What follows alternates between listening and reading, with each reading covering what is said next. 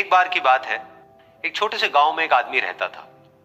उसके घर के पास में एक पहाड़ था, जहां पर वो रोज सुबह जाता। उस पहाड़ पर थोड़ी देर के लिए वो बैठता, फिर वापस आ जाता। तो रोज की तरह वो सुबह सुबह जा रहा था।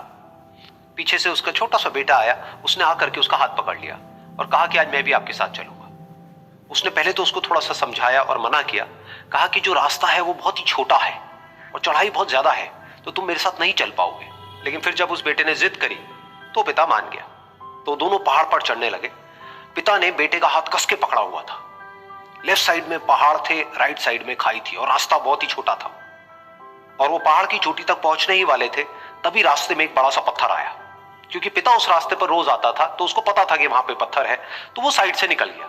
लेकिन जो बेटा था उसका ध्यान कहीं और था, तो उसका घुटना जाकर के उस बड़े से पत्थर पर टकरा गया। तो फिर उस बच्चे के मुंह से एक चीख निकली।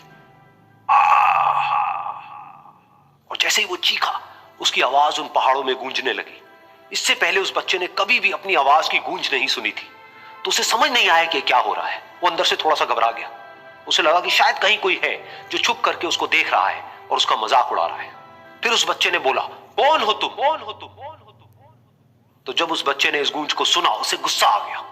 उसे लगा कि कौन है ये जो मेरा मजाक उड़ाए चले जा रहा है। फिर उसने गुस्से से कहा, मैं तुम्हें छोड़ूंगा नहीं। और फिर जैसे ही उसने इस गूंज को सुना, वो घबरा गया। उसके पिता समझ गए थे कि क्या हो रहा है। उसने अपने पिता का हाथ कस के पकड़ लिया और उनसे पूछा, कौन है ये जो मुझे इतना तंग कर रहा है? कौन है ये जो मुझे इतना डरा रहा है? तो उसके पिता थोड़ा सा मुस्कुराए और उन्होंने खाई की तरफ देखा और जोर से बोला, मैं तुमसे बहुत प्यार करता हूं। ये सुनकर वो बच्चा हैरान हो गया। उसे समझ नहीं आया कि हो क्या रहा है, कि वही इंसान जो उसका मजाक उड़ा रहा है और उसको तंग कर रहा है, वो उसके पिता को बोल रहा है कि मैं तुमसे बहुत प्यार करता हूं। तो उसके पिता ने अपने बेटे को देखा और वो समझ गए कि उसके मन में क्या चल रहा है। और फिर दोबारा उन्होंने बोला, तुम बहुत अच्छे हो। और ये सुनकर उनका बेटा भी थोड़ा सा मुस्कुराया और पूछा अपने पिता से कि ये क्या हो रहा है।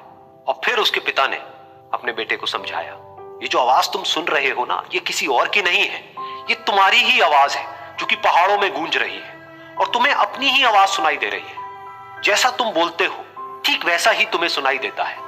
अगर तुम गुस्से से कुछ कहोगे तो पलट करके जो आवाज आएगी उसमें भी गुस्सा होगा, लेकिन अगर तुम कुछ अच्छा कहोगे तो वो आवाज भी अच्छी होगी। बिल्कुल इसी तरह से हमारी जिंदगी में भी होता है।